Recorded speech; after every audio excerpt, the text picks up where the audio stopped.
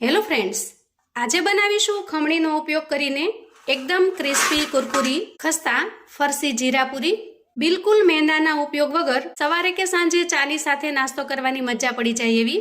જો એક વખત આ રીતે જીરાપુરી બનાવશો તો આ રીત તમને ખરેખર એટલી પસંદ આવશે કે હવે પછી જ્યારે પણ પૂરી બનાવવાની હોય ત્યારે મેંદાની પૂરી બનાવવાની બદલે તમે આ રીતથી પૂરી બનાવવાનું પસંદ કરશો। તો hello friends, Dhamus kitchen and vlog પર તમારું સ્વાગત છે।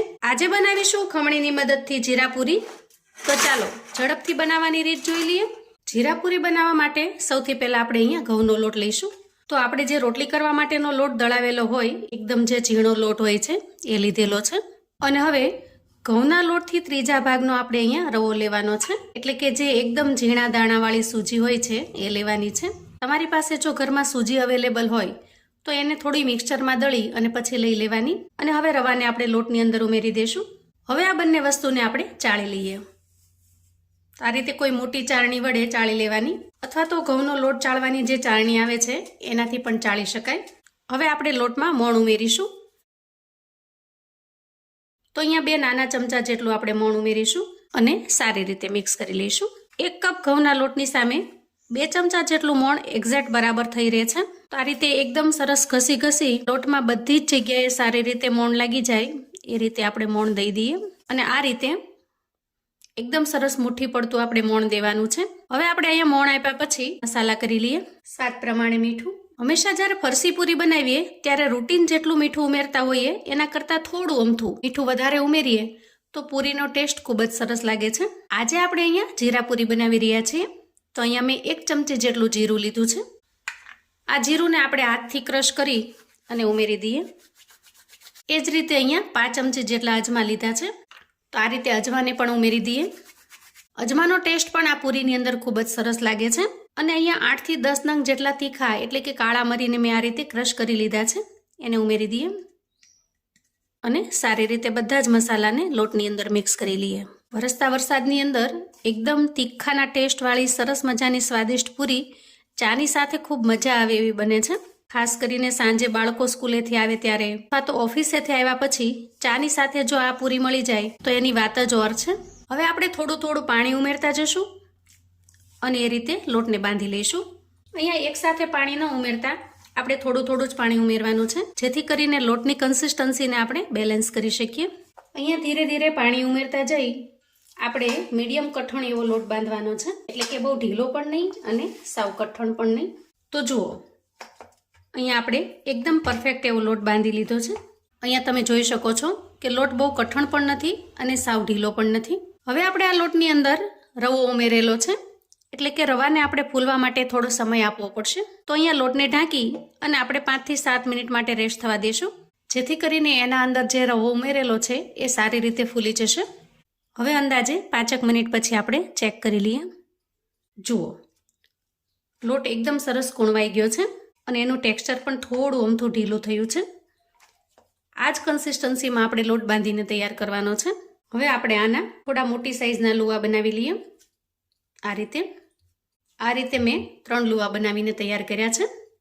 સૌથી પહેલાં એક લુવો લઈશું અને એને આ રીતે પાટલી ઉપર આપણે વણી લઈશું।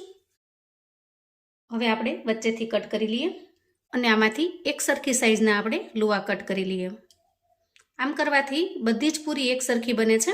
તો જો આપણે અહીંયા એક સરખી સાઈઝના લુવા બનાવીને તૈયાર કરી લીધા છે। હવે અહીંયા હું તમને પૂરી વણવાની 2 રીત બતાવું છું। તો આ રીતે લુવો લઈશું અને લુવાને એકદમ સરસ રીતે પ્રેસ કરી અને ગોળ બનાવી લઈએ આ રીતે, જેથી કરીને વણવામાં પણ સરળતા રહે અને પૂરી એકદમ સરસ ગોળ શેપમાં બનીને તૈયાર થશે। તો સૌથી પહેલાં આપણે જે રેગ્યુલર પૂરી બનાવીએ છીએ એ બનાવીએ। અહીંયા પૂરીને આપણે બહુ જાડી નહીં અને બહુ પતલી પણ નહીં, એ રીતે મીડિયમ વણીશું જો। અને ત્યાર પછી પૂરી ફૂલે નહીં એટલા માટે આપણે કાંટીની મદદથી આ રીતે નિશાન પાડતા હોઈએ છીએ, આ રીતે ડિઝાઇન પાડતા હોઈએ। આમ કરવાથી પૂરી ફૂલતી નથી, તો આમ કરવામાં ઘણો બધો સમય થતો હોય છે। તો એ માટે થઈ અને હું તમને અહીંયા એક નવી ટ્રીક બતાવું છું। જુઓ, આપણે અહીંયા ખમણી લીધી છે। ખાસ કરીને દૂધી અથવા તો કોબીને ખમણવા માટે આપણે ખમણીનો ઉપયોગ કરતા હોઈએ છીએ। આ રીતે ખમણી મૂકીશું, એના ઉપર આ રીતે લુવો મૂકીશું અને પછી વણી લેવાની છે। જો આમ કરવાથી આપણે જે કાંટીથી નિશાન પાડીએ છીએ એ નહીં પાડવા પડે અને પૂરી ફૂલશે પણ નહીં. વળી પૂરીમાં ખૂબ સરસ મજાની ડિઝાઇન પણ બનીને તૈયાર થશે. એકદમ સરળતાથી બનીને તૈયાર થાય છે અને અહીંયા તમારે પાટલીની પણ જરૂર નહીં પડે. કાંટીથી નિશાન કરવા માટેનો જે અલગથી સમય લાગે છે એ સમય પણ આમાં નહીં લાગે. આ રીતે હું બધી જ પૂરીને વણીને તૈયાર કરી લઉં છું. તો જુઓ, બધી જ પૂરીને મેં વણીને તૈયાર કરી લીધી છે. હવે આપણે પૂરીને તળી લઈએ. અહીંયા ગેસ ઓન કરી અને ગેસ ઉપર મેં તેલ ગરમ થવા માટે મૂકી દીધું છે. અહીંયા તેલ ગરમ થયું છે કે નહીં એ તમે ટૂથપીકની મદદથી પણ ચેક કરી શકો છો. જુઓ, આ રીતે અંદરથી બબલ્સ નીકળવા લાગે એટલે સમજવાનું કે તેલ સારી રીતે ગરમ થઈ ગયું છે. અથવા તો આ રીતે થોડો લોટનો કટકો નાખીને પણ ચેક કરી શકાય. જુઓ, તરત જ ઉપર આવી જાય છે એટલે કે તેલ સારી રીતે ગરમ થઈ ગયું છે.